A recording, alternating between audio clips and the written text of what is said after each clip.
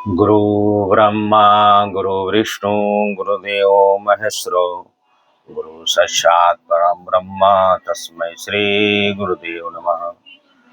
वराहपीरं नटवरवपु कर्णयो कर्णिकारं विप्रवासु कनकविशं भजन्ते च माला।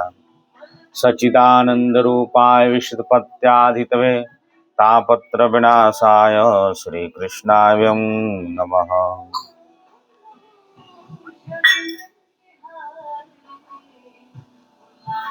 श्रीमद् भागवत कथा।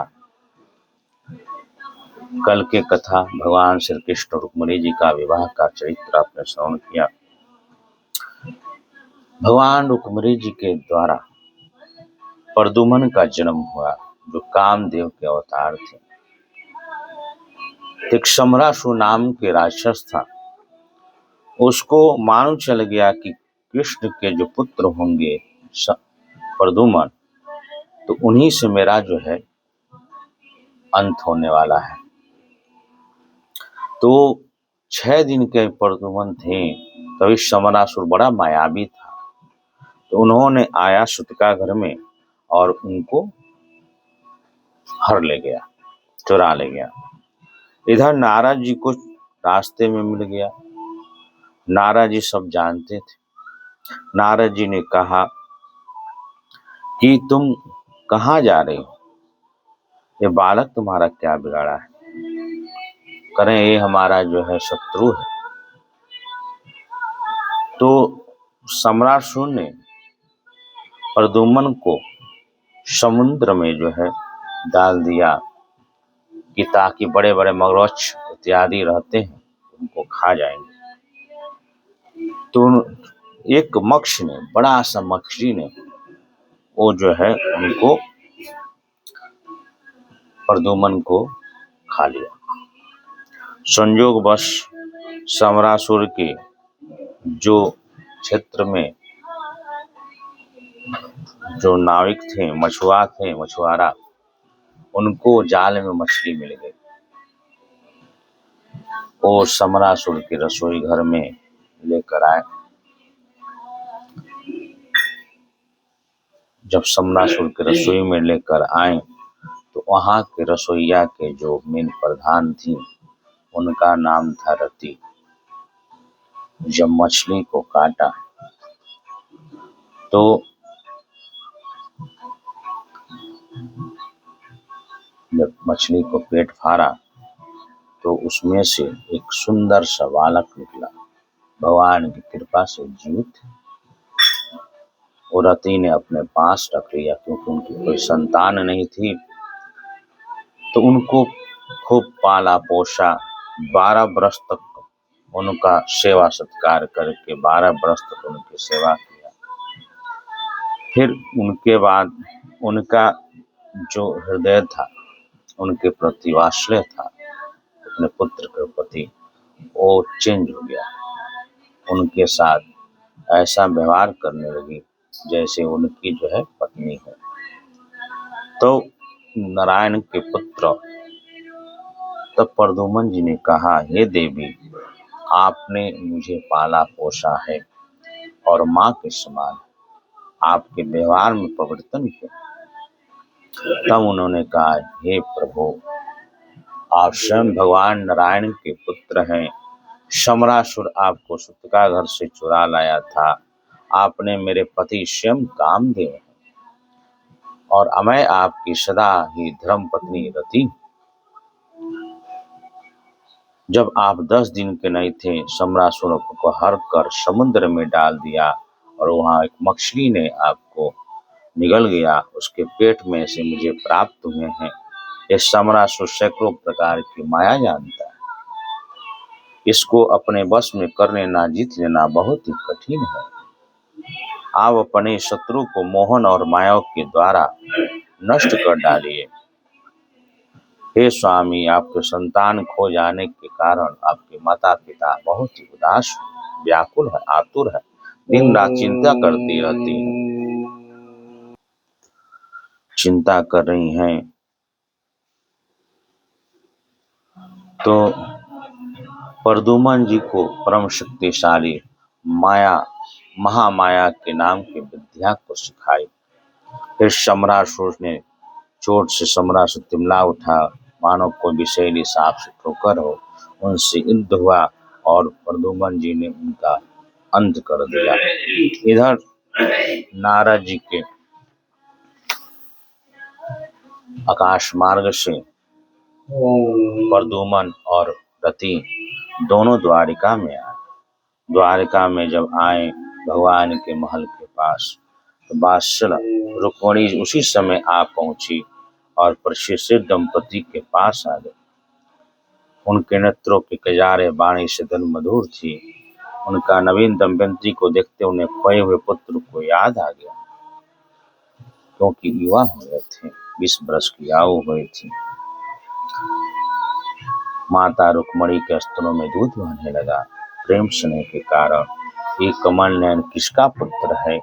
रुक्मिणी सोचने लगी, नूतन कमल किसका पुत्र बड़भागी है, इसके गर्भ में धारण किया है। कौन सी सौभाग्य पत्नी पुत्र रूप में प्राप्त हुई है। मेरा एक नन्हा सा शिशु खो गया था, न जाने कौन से सुतगागर से उठा ले गया। कहीं जीता जागता होगा तो उसी अवस्था के रूप में इसी के समान होगा। इस बात से हैरान थे कि भगवान श्याम सुंदर की रूपरेखा प्रद्युम्न जी का सुंदर जो रूपरेखा डिडोल सेम भगवान का ही अंश हो पाए थे। उनके अंदर बाई फड़कने लगी। अभी सब लोग इसी तरह सोच विचार कर रहे थे, कौन सा बालक है, कहाँ से आया। तो उस भगवान श्री कृष्ण सब जानते थे। उन्होंने चुप रहा, कुछ बोले नहीं, चुपचाप खड़े रहे। उसी समय नारद जी आ पहुंचे और प्रद्युम्न को सम्रासुर का हर ले जाना, उनकी रति के साथ मुलाकात होना, प्रद्युम्न के द्वारा सम्रासुर का वध करना, सब प्रकार के कथा को श्रवण कराया, सबको सुनाया। तब सबको मालूम हुआ ये तो साक्षात भगवान श्री कृष्ण के ही पुत्र हैं। इसके आगे की कथा में एक समुद्र मणि की कथा है, जहाँ जामंती और सत्यभामा के साथ भगवान का विवाह हुआ। एक द्वारिका में सत्राजित नाम के श्री कृष्ण को झूठा कलंक लगा दिया। फिर उससे अपराध के मार्जन करने के लिए भगवान स्वयं समुद्र मणि के अपने कन्या सत्यभामा भगवान श्री कृष्ण को सौंप दिया। राजा परीक्षित पूछते हैं, हे भगवान, सत्राजित भगवान श्री कृष्ण का क्या अपराध किया था? उससे समंतक मणि कहाँ से मिली और उसे अपनी कन्या उन्हें क्यों दी? श्री सुखदेव जी कहते हैं, हे परीक्षित, सत्राजित भगवान सूर्य के बहुत बड़ा भक्त था। वे उसके भक्ति के प्रभाव से उसे बहुत बड़े मित्र बन गए थे। सूर्य भगवान ने प्रसन्न होकर उन्हें बड़े प्रेम से उन्हें समंतक मणि दिया। सत्राजित उस मणि को गले में धारण कर ऐसे चमकने लगा मानो स्वयं सूर्य ही हो। हे परीक्षित, द्वारिका में जब आया, अत्यंत वैश्य के कारण लोग उसे पहचान न सके। भगवान सुधर्मा सभा में सब बैठे थे, उसमें सभी लोग बैठे, ध्रुवन शिरोमणि का सभा लगा हुआ था। सबने सत्राजित ने समंतक मणि पहन के जब दरबार में प्रवेश किए, ऐसे मानो सूर्य भगवान आ गए, इतना प्रकाशमान हो गया सभा में। सब जो है भगवान उस समय चौसड़ खेल रहे थे। लोगों ने कहा, हे शंख चक्र गदाधारी नारायण, हे कमल नयन, हे दामोदर, हे दुष्यमणि गोविंद, आपको नमस्कार। हे जगदीश्वर, देखिए अपनी चमकीली किरणों को लोगों को नेत्र के चौधियाने वाले होते हुए पढ़ने सूर्य रश्मि भगवान सूर्य आपका दर्शन करने आ रहे हैं। प्रभु, सब श्रेष्ठ देवता त्रिलोकी आपकी प्राप्ति का मार्ग ढूंढते रहते हैं, किंतु उसे पाते नहीं। आज आपको वंश में छिपा हुआ जानकर स्वयं सूर्य नारायण आपका दर्शन करने आए। इस प्रकार सभी जो है भगवान को इस प्रकार सूचना दे रहे थे। सुखदेव जी कहते हैं, परीक्षित, अनजान पुरुषों की बात सुनकर कमल नयन भगवान श्री कृष्ण हंसने लगे और उन्होंने कहा, अरे सूर्य देव नहीं है, ये तो सत्राजित है, जो मणि के कारण इतना चमक रहा है। इसके बाद सत्राजित ने समुद्र में घर में चलाया। उस समय भगवान ने कहा सत्राजित से, ये सत्राजित, ये समंतक मणि राज दरबार में रखवा दीजिए। इसके जो 8 भार सोना निकलता है वो राज्य में युग होगा, प्रजा के लिए इसका उपयोग किया जाए। तो सत्राजित जी कुछ बोला नहीं, बिना कुछ कहे वो अपने महल में चला गया। एक दिन उसके भाई जो है सत्राजित के परसेन उस मणि को धारण करके शिकार खेलने के लिए जंगल में चला गया, वन में चला गया। उसी समय एक सिंह ने, शेर ने उस मणि को छीन लिया और परसेन को मार डाला। कुछ दूर जाने के बाद शेर जो है जंगल में जाने लगा। उसी समय एक पर्वत की गुफा में प्रवेश किया। मणि वृक्ष राजकुमार जामंत जी रहते थे, जो रामावतार में भगवान के साथ थे। और जामंत जी ने शेर को मारकर मणि को ले लिया और अपने पुत्री जामंती को दे दिया। इधर जब मालूम चला सत्राजित को कि मेरा भाई जो है खोजते खोजते मर गया है, तो आकर अपने पत्नी से कहा, लगता है श्री कृष्ण ने मेरे भाई को मारकर समंतक मणि को छीन लिया। तो इस प्रकार अपने पत्नी से कहा, पत्नी ने सहेली से कहा। ऐसे करते करते करते पूरे महल में, द्वारिका में एक चर्चा होने लगा। भगवान श्री कृष्ण के पास ये जो है पहुंचा।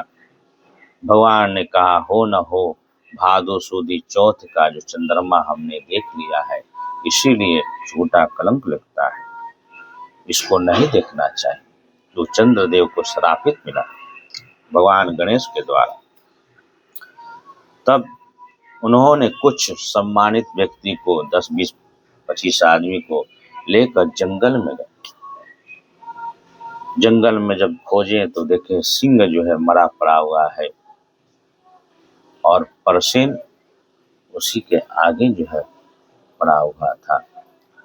उसके बाद फिर खोजते खोजते पांव के निशान शेर का जाते हुए जो है गुफा में प्रवेश किया। जब गुफा में आया तो जितने भी जो है साथी चले थे, जब भी आप किसी कार्य के लिए, समाज के लिए आगे बढ़ेंगे तो जो आपके साथ पीछे रहने वाले बहुत कम ही आपकी जो साथ तक निभाते हैं, क्योंकि बीच बीच में वो छोड़ते जाते हैं।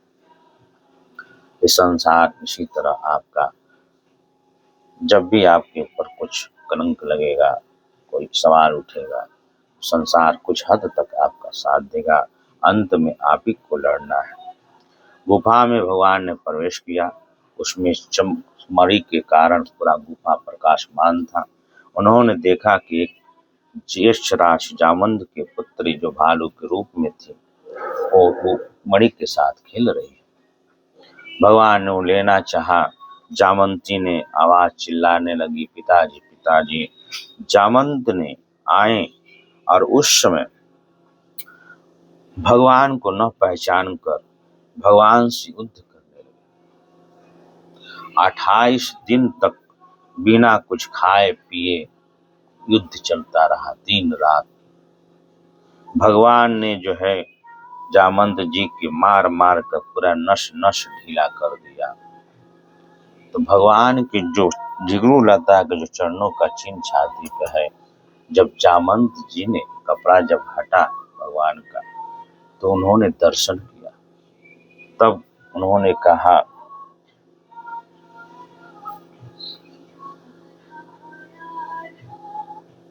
जामंत जी कहते हैं, हे प्रभु, सर्वमंगलम भगवान विष्णु शंख चक्र गदाधारी, हे नाथ नारायण, हे वासुदेवा।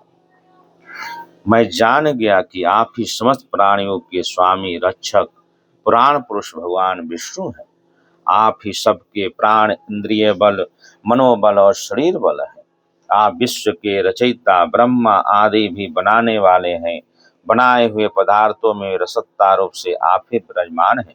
काल के जितने भी अवयव हैं उनके निवायक का ब्रह्म काल भी आप ही हैं, और शरीर के भिन्न भिन्न प्रतिमान अंतरात्माओं के ब्रह्म आत्मा भी हैं। हे प्रभु, मुझे स्मरण है कि आपने अपने नेत्रों से तनिक सा भी क्रोध का भाव लेकर तिरछी दृष्टि से समुद्र की ओर मुझे देखा था। उस समय समुद्र के अंदर रहने वाले बड़े बड़े नाग, घड़ियाल मगरमच्छ क्षुब्ध होकर समुद्र में आपको मार्ग दे दिया। तब उस पर सेतु बांधकर सुंदर यश की स्थापना तथा लंका का विध्वंस किया। आपके बाणों से कट कट कर राक्षस सिर पृथ्वी पर लौट रहे थे। अवश्य आप मेरे और राम जी श्री कृष्ण के रूप में आए। हे परीक्षित, जब यक्षराज जामन ने भगवान को पहचान लिया, तब कमल नयन भगवान श्री कृष्ण ने भर कर प्रेम से कल्याणकारी शीतल से कर कमल उनके शरीर पर फेर दिया। अयोध्या की कृपा भर कर प्रेम की गंभीर वाणी से भक्त जामवंती से कहा जमवान से कहा, हे यक्षराज, हम मणि के लिए तुम्हारे इस गुफा में आए हैं। इस मणि के द्वारा मैं अपने लगे हुए झूठे कलंक को मिटाना चाहता हूँ। भगवान ऐसा कहकर जामन ने बड़े आनंद से उनकी पूजा करने के लिए अपनी कन्या जामंती मणि के साथ उनसे विवाह कर दिया। इधर भगवान श्री कृष्ण गुफा से बाहर छोड़कर आए, देखते हैं कोई नहीं है। फिर वहां पे जब द्वारिका में गए, वहां पे दुर्गा देवी के सभी द्वारकावासी ने दुर्गा देवी का पूजन पाठन कर रहे थे कि भगवान सुरक्षित लौट कर आ जाए। तब उन्होंने आकर सारा वृतांत सुनाया और सत्राजित को मणि दे दिया। तो सत्राजित लज्जित होकर वहां से मुंह नीचे करके चले गए और सोचने लगे कि मैं क्या करूं, जो भगवान से मैंने बैर बोध पाल लिया है, उनको प्रसन्न कैसे करूं। तब सत्यभामा को मणि के साथ उनसे विवाह कराया। भगवान के दो विवाह हुए, एक चामंती जी के साथ, एक जो है सत्यभामा के साथ। भगवान के पाणिग्रह किया। हे परीक्षित, सत्राजित ने कहा, हम समंतक मणि नहीं लेंगे, आप सूर्य के भगवान के भक्त हैं, इसलिए आपके पास रहे, हमें तो केवल उसके फल अर्थात उससे निकले हुए सोने का अधिकारी आप हमें दे दिया करें। सत्राजी ने समंतक मणि जब दिया तो भगवान ने कहा, इसमें से सोना निकलता है और राज दरबार में जमा करा दिया। आगे की कथा, समंतक मणि जो है अक्रूर जी लेकर चले गए थे, इसकी कथा है। सचिदानंद रूपाय विशुद्धपत्याधितवे तापत्र विनाशाय श्री कृष्णाय नमः। राधा राधा राधा राधा राधा राधा राधा राधा राधा राधा राधा राधा।